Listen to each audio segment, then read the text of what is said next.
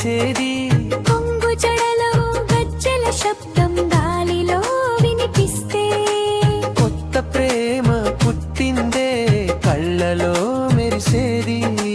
గున్న గున్న పోయే కొమ్మారుళ్ళ చిన్నది, గుండెలో గుబులు పెట్టే కొల్లపల్లి చిన్నది.